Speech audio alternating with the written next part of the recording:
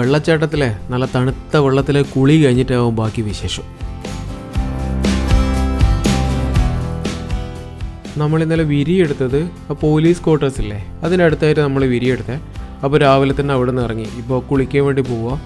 അപ്പോൾ പോകുന്ന വഴി എങ്ങനെയാണെന്ന് വെച്ചാൽ അന്നദാന മണ്ഡപമില്ലേ, അതിൻ്റെയും നമ്മുടെ മാളികപ്പുറം ക്ഷേത്രത്തിൻ്റെ ഇടയിലൂടെയുള്ള വഴി, ആ പാണ്ടിത്താവളം അതിലെ അങ്ങോട്ടേക്കാണ് നമ്മൾ പോകുന്നത്. പക്ഷേ നമ്മളിപ്പോൾ പറഞ്ഞ വെള്ളച്ചാട്ടം ഇല്ലേ, ആ വെള്ളച്ചാട്ടം എന്ന് പറഞ്ഞാൽ വലിയൊരു സംഭവമൊന്നുമല്ല, വലിയ വെള്ളച്ചാട്ടമൊന്നുമല്ല, ചെറിയൊരു വെള്ളച്ചാട്ടം. പക്ഷേ എന്താ വെച്ചാൽ നമ്മളെ സന്നിധാനത്തുനിന്ന് നടക്കാനുള്ള ദൂരത്തിന് അകത്തുള്ള ഒരു വെള്ളച്ചാട്ടം.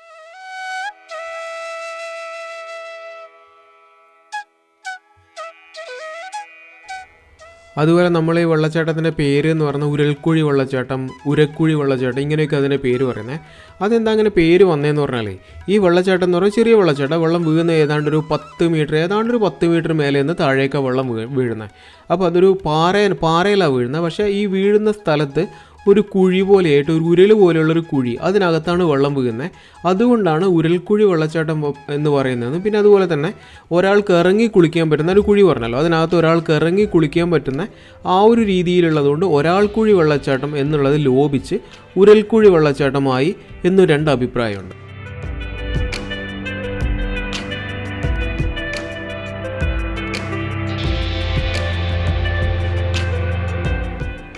അതുപോലെ നമ്മളെ വണ്ടിപ്പെരിയാർ, സത്രം, പുല്ലുമേട് വഴി നമ്മളിവിടെ സന്നിധാനത്തേക്ക് വരുന്ന ആ ഒരു വഴിയില്ലേ, അതിനടുത്തായിട്ടാണ് ഞാനീ പറഞ്ഞ വെള്ളച്ചാട്ടമുള്ളത്. നമ്മളിപ്പോൾ ആ വഴിയിൽ അങ്ങോട്ടേക്കാണ് പോകുന്നത്.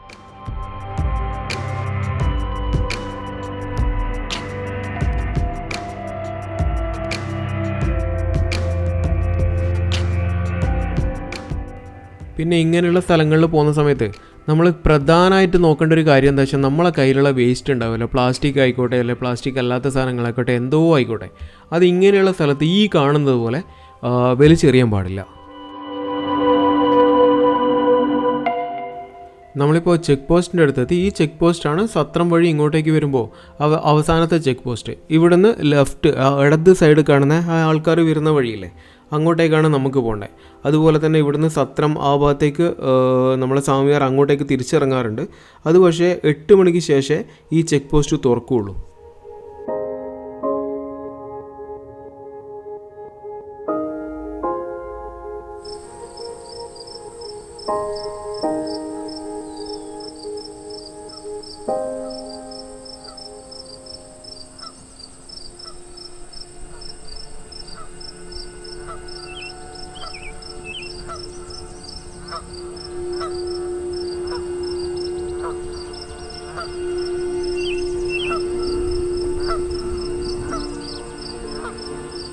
അതുപോലെ ഇതിപ്പോൾ കാടിനകത്താണ്. നമ്മൾ രാത്രി കാലങ്ങളിലൊക്കെ മൃഗങ്ങളൊക്കെ വരുന്നൊരു സ്ഥലമാണിത്. പകൽ പിന്നെ ആൾക്കാരുള്ളതുകൊണ്ടാണ് മൃഗങ്ങൾ വരാത്തത്. മൃഗങ്ങളുടെ സ്വൈര്യ വിഹാരം നടക്കുന്ന സ്ഥലമായത്. അത് സന്നിധാനത്തുനിന്ന് ഏതാണ്ട് 1 കിലോമീറ്ററിനുള്ളിൽ, 1 കിലോമീറ്ററൊന്നും ഞാൻ നടന്നിട്ടില്ല, അതിനുള്ളിലുള്ള സ്ഥലമാണിത്.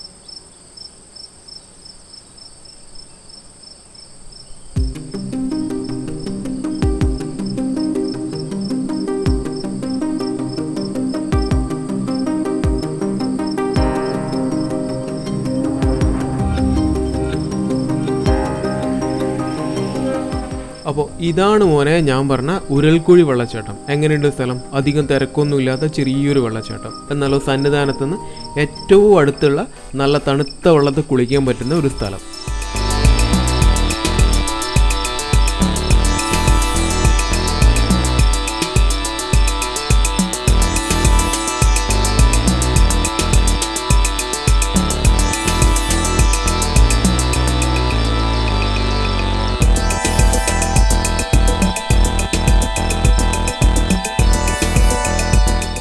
അതുപോലെ ഇന്നലെ ദർശനമെല്ലാം കഴിഞ്ഞ് ഇറങ്ങുമ്പോൾ സന്ധ്യയ്ക്ക് ശേഷം ഇങ്ങോട്ടേക്ക് വരാൻ പറ്റില്ല. അതുകൊണ്ടാണ് ഇന്നലെ വരാതെ ഇന്ന് രാവിലേക്ക് ഇത് മാറ്റി വെച്ചത്. ഇവിടെ നിന്ന് ഇപ്പോൾ രാവിലെ നമ്മൾ വിരിവെച്ചെടുക്കുന്ന ഇറങ്ങി ഇവിടെ നിന്ന് ഒരു കുളിയും കഴിഞ്ഞ് നേരെ പമ്പയിലേക്ക് ഇറങ്ങും. അതാണ് നമ്മളെ പ്ലാൻ. വെള്ളച്ചാട്ടത്തിൻ്റെ കാഴ്ചകളൊക്കെ കണ്ട് നമ്മളിപ്പോൾ ഇറങ്ങുന്ന. അപ്പോൾ പ്രധാനപ്പെട്ടൊരു കാര്യം എന്താ വെച്ചാൽ നമ്മളിപ്പോൾ ഈ വന്ന സ്ഥലമില്ലേ, ഇവിടെ ഒരുപാട് വിഷപ്പാമ്പുകളൊക്കെ ഉള്ള ഒരു സ്ഥലമാണെന്ന് പറഞ്ഞു കേട്ടിട്ടുണ്ട്. നമ്മൾ ഇങ്ങോട്ട് വരുമ്പോൾ അവിടെ നിന്ന് പറഞ്ഞതാണ്. പക്ഷേ ആ ഒരു കാര്യം കൂടി ഇങ്ങോട്ടേക്ക് വരുന്ന ആൾ ആ ഒരു കാര്യം കൂടി ശ്രദ്ധിക്കണം. വളരെ ശ്രദ്ധിച്ചിട്ട് വേണം ഇവിടെ ഓരോ കാര്യങ്ങളും പെരുമാറാൻ. നമ്മളിത് ഇപ്പോൾ ഇവിടെ നമ്മളെ ചെക്ക് പോസ്റ്റിൻ്റെ അടുത്തെത്തി. ഇവിടെ നിന്ന് റൈറ്റിലേക്കാണ് നമുക്ക് പോകേണ്ടത്. ആ റൈറ്റിലേക്ക് പോയി നേരെ താഴോട്ട് ഇറങ്ങി അങ്ങോട്ടേക്ക് പമ്പ വഴിയാണ് നമ്മൾ പോകുന്നത്. അതുപോലെ ലെഫ്റ്റിൽ നമ്മൾ പുല്ലുമേട് ആ വഴിയില്ല, അതാണ് ലെഫ്റ്റിലേക്ക് പോകുന്നത്. അപ്പോൾ പുല്ലുമേട് വഴി പോകുന്ന ആൾക്കാർ നേരെ ലെഫ്റ്റിലേക്ക് പോകും. നമുക്കിപ്പോൾ പമ്പയിലേക്കാണ് പോകേണ്ടത്. അപ്പോൾ നമ്മൾ നേരെ റൈറ്റിലേക്ക് പോകണം.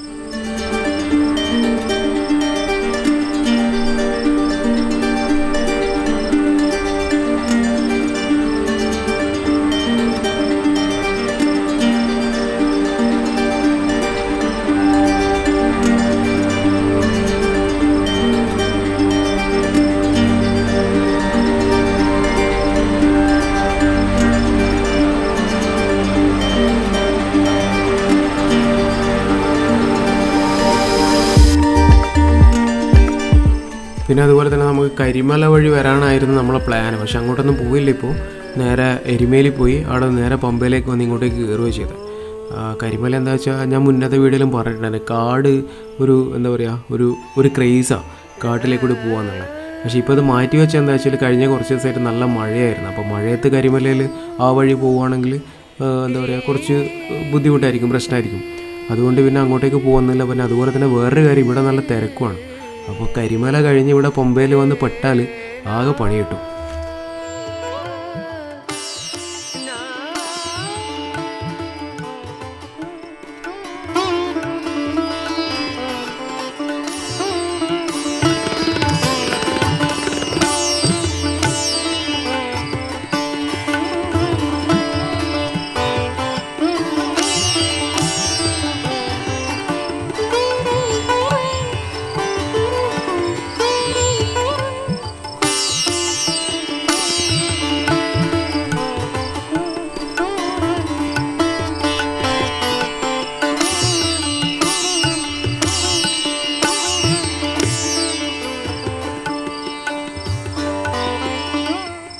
അതുപോലെ നമ്മളിപ്പോൾ മല ഇറങ്ങാൻ തുടങ്ങി. ഇവിടെ നിന്ന് ഇന്നലെ രാവിലെ 10:30 മുതൽ 10:30 പമ്പയിൽ നിന്ന് കയറാൻ തുടങ്ങിയതാണ്. പക്ഷേ സന്നിധാനത്ത് എത്തുമ്പോഴേക്ക് വൈകുന്നേരമായി. തിരക്കുണ്ടായിരുന്നു പറഞ്ഞാൽ നല്ല തിരക്കുണ്ടായിരുന്നു. പക്ഷേ അത് പിന്നെയാണ് മനസ്സിലായത്, നമ്മളിപ്പോൾ പോയ സമയത്ത് അതിൻ്റെ തലേന്നും നമ്മൾ പോയതിൻ്റെ പിറ്റേന്നുമായിട്ട് ഇതിനേക്കാളും ഭയങ്കര തിരക്കായിരുന്നു. അത് പിന്നെ അറിഞ്ഞേ. അപ്പോൾ പിറ്റേന്ന് പേപ്പറൊക്കെ കണ്ടപ്പോഴാണ് കാര്യം മനസ്സിലായത്.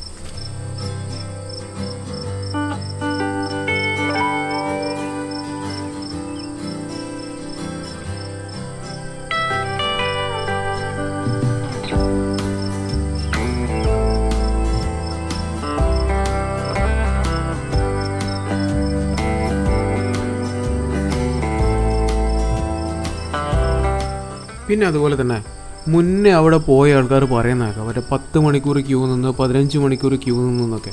അപ്പോൾ ഞാൻ ഇന്നലെ പോയ സമയത്ത് അവിടെ നല്ല തിരക്കനുണ്ടായിരുന്നു. നല്ല തിരക്കെന്ന് പറഞ്ഞാൽ നമുക്ക് മാനേജ് ചെയ്യാൻ പറ്റുന്ന ഒരു തിരക്കനുണ്ടായിരുന്നു. അത് നമ്മളിപ്പോൾ കയറുന്ന സമയത്ത് അവിടെ കുറേ ഡൈനാമിക് ക്യൂ ബ്ലോക്ക് എന്ന് പറയുന്നത് നമ്മളെ തിരുപ്പതി ക്യൂ എന്നൊക്കെ അതുപോലെയല്ല. ശരിക്കും പറഞ്ഞാൽ പേര് പറഞ്ഞിട്ടുള്ള തിരുപ്പതി ക്യൂ പോലെയല്ല ഇത്. കുറച്ച് ബ്ലോക്ക് ഒരു 10-18ഓളം ഒരു 10-18ഓളം ബ്ലോക്ക് ഉണ്ടാക്കി വെച്ചിട്ടുണ്ട്. അപ്പോൾ നമ്മൾ തിരക്ക് വരുന്ന സമയത്ത് കുറേ ആൾക്കാർ ഫസ്റ്റ് വരുന്ന ആൾക്കാർ ഒന്നാമത്തെ ബ്ലോക്കിൽ, പിന്നെ കുറച്ച് താഴെ വരുന്ന ആൾ രണ്ടാമത്തെ ബ്ലോക്കിൽ, അങ്ങനെ ഓരോ ബ്ലോക്കിലായിട്ട് കയറ്റി നിർത്തും. പിന്നെ ഈ തിരക്ക് ഒഴിയുന്നതിന് കണക്കായിട്ട് ഒന്നാമത്തെ, രണ്ടാമത്തെ, മൂന്നാമത്തെ ആ ഒരു ക്രമത്തിൽ അത് തുറന്നിട്ട് നമുക്ക് സന്നിധാനത്തേക്ക് പോകാനുള്ള ആ ഒരു സെറ്റപ്പ് ഉണ്ടാക്കി വെച്ചത്.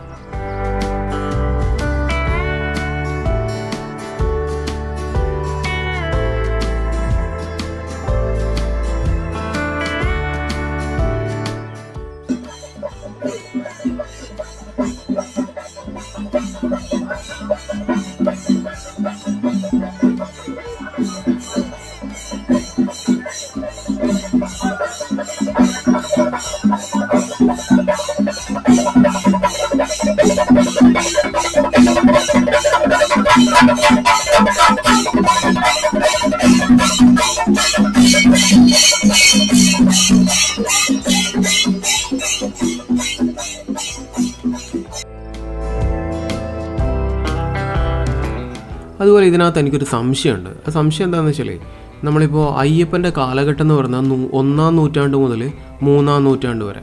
അപ്പോൾ ഇത് ഞാൻ ഈ കഥയൊന്നും അറിയുന്ന ആളല്ല, കഥയൊന്നും കേട്ടിട്ടോ പഠിച്ചിട്ടോ വന്നതല്ല ഇങ്ങോട്ട്. അപ്പോൾ ഞാൻ ഇങ്ങോട്ട് അതിനിടയിൽ അയ്യപ്പനെ പറ്റി സെർച്ച് ചെയ്യുന്ന സമയത്ത് വിക്കിപീഡിയയിൽ നിന്ന് കിട്ടിയ കാര്യം അത് അയ്യപ്പൻ്റെ കാലഘട്ടം എന്ന് പറഞ്ഞാൽ 1-ാം നൂറ്റാണ്ടിനും 3-ാം നൂറ്റാണ്ടിനും ഇടയിലുള്ള ഏതൊരു സമയത്താണെന്നും, പിന്നെ അതുപോലെ തന്നെ വാവരും അയ്യപ്പനും തമ്മിലുള്ള ബന്ധം അറിയാലോ, അതും കുറേ കഥകളൊക്കെ ഉണ്ടല്ലോ. ആ വാവര് എന്ന് പറയുന്നൊരു മുസ്ലിം മതക്കാരനാണ്. അപ്പോൾ എൻ്റെ സംശയം ഇതല്ല, അയ്യപ്പൻ ജീവിച്ചിരുന്ന കാലഘട്ടം എന്ന് പറയുന്നത് 1-ാം നൂറ്റാണ്ടിനും 3-ാം നൂറ്റാണ്ടിനും ഇടയിലുള്ളൊരു സമയത്തും, പക്ഷേ ഈ മുസ്ലിം മതക്കാർ ഇന്ത്യയിൽ വന്നത് 7-ാം നൂറ്റാണ്ടിന് ശേഷമാണെന്നാണ് ഇത് രണ്ടും വിക്കിപീഡിയ പറഞ്ഞതാണ്. അപ്പോൾ അതിനകത്ത് എന്തോ ഒരു പ്രശ്നമുണ്ട്. പ്രശ്നം എന്ന് പറഞ്ഞാൽ കഥയിലെ പ്രശ്നമായിരിക്കില്ല, ആ കഥ ഞാൻ മനസ്സിലാക്കിയ എന്തെങ്കിലും പ്രശ്നമായിരിക്കും. അപ്പോൾ ഇത് ചിലപ്പോൾ ഈ ഒരു സംശയം വേറെയും കുറേ ആൾക്ക് തോന്നിയിട്ടുണ്ടാവാം. അതുപോലെ തന്നെ ഇതിന് ഉത്തരം ചിലപ്പോൾ സിമ്പിളായിരിക്കും, ഉത്തരം കൃത്യമായിട്ട് ഉത്തരവും ഉണ്ടാവാം. അത് ഇതിനെപ്പറ്റി അറിയുന്ന ആൾ ഒന്ന് കമൻറ്റിൽ ആ കാര്യം എന്ന് പറയും. അപ്പോൾ എന്താ വെച്ചാൽ നമുക്ക് എല്ലാവർക്കും മനസ്സിലാക്കാമല്ലോ. ഞാനിപ്പോൾ ഈ ഒരു സംശയം എനിക്ക് തോന്നി, അതുപോലെ വേറൊരാൾക്കും ഈ സംശയം എന്തായാലും തോന്നാം. അപ്പോൾ അത് ഒന്ന് കമൻറ്റ് പറയുകയാണെങ്കിൽ നമുക്ക് എല്ലാവർക്കും ഈ കാര്യം മനസ്സിലാക്കാം. ഇപ്പം സ്വാമിയായപ്പോൾ റോഡ് വഴി നമ്മൾ താഴെ ഇറങ്ങി നമ്മൾ ഗണപതി കോവിലും കഴിഞ്ഞ് ഇപ്പോൾ പമ്പയിലെത്തി. പമ്പയിലിപ്പോൾ നോക്കുമ്പോൾ എന്താ വെച്ചാൽ നല്ല ഭയങ്കര തിരക്കാണ്. അങ്ങോട്ടേക്ക് മുകളിലേക്ക് സന്നിധാനത്തേക്ക് ഇപ്പോൾ പമ്പയിൽ നിന്ന് ഇപ്പോൾ തടഞ്ഞു വെച്ചേക്ക്, ആൾക്കാരെ കയറ്റുന്നില്ല. എന്താ വെച്ചാൽ മുകളിൽ ഭയങ്കര തിരക്കാണെന്ന് പറഞ്ഞാൽ, നല്ല തിരക്കാണെന്ന് പറഞ്ഞാൽ. അപ്പോൾ നമ്മളിവിടുന്ന് അടുത്ത KSRTC ബസ് പിടിച്ച് നിലയ്ക്കൽ പോകണം. നിലയ്ക്കലാണ് നമ്മളെ വണ്ടി പാർക്ക് ചെയ്തത്. അപ്പോൾ അവിടുന്ന് നേരെ വീട്ടിലേക്ക്. ഫോട്ടോ എടുക്കുവാൻ യാതൊരു കാരണവശാലും അനുവദിക്കുന്നവരില്ല. ഭഗവാനും ഭക്തനും ഒന്നാകുന്ന തിരുസന്നിധിയിൽ ആചാരങ്ങളും അനുഷ്ഠാനങ്ങളും കൃത്യമായി പാലിക്കുക. ശരണം സ്വാമിയെ ശരണമയ്യപ്പ. അപ്പോൾ ഇതാണ് നമ്മളെ പമ്പയിൽ വേസ്റ്റ്, അതുപോലെ പഴയ തുണികളൊക്കെ ഇല്ല, അതൊന്നും ഇടാൻ പാടില്ല എന്നൊക്കെ പറഞ്ഞുകൊണ്ട് കർശനമായിട്ട് തന്നെ പറയുന്നുണ്ട്, കർശനമായിട്ട് നിർദ്ദേശമുണ്ട്.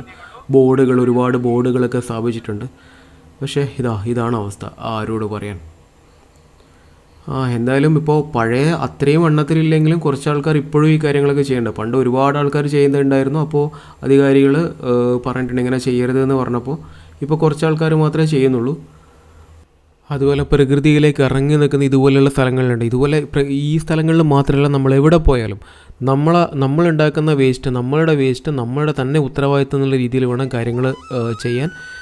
അതുപോലെ നമ്മളെ ഈ പ്രകൃതി നമ്മളുണ്ടാക്കിയതല്ല, ഇതേപോലെ നാളെയും ഇതേപോലെ ഉണ്ടാവണമെന്നുണ്ടെങ്കിൽ ഈ വേസ്റ്റിൻ്റെ കാര്യത്തിൽ കൃത്യമായ കാര്യങ്ങളൊക്കെ ചെയ്താലേ നടക്കുകയുള്ളൂ.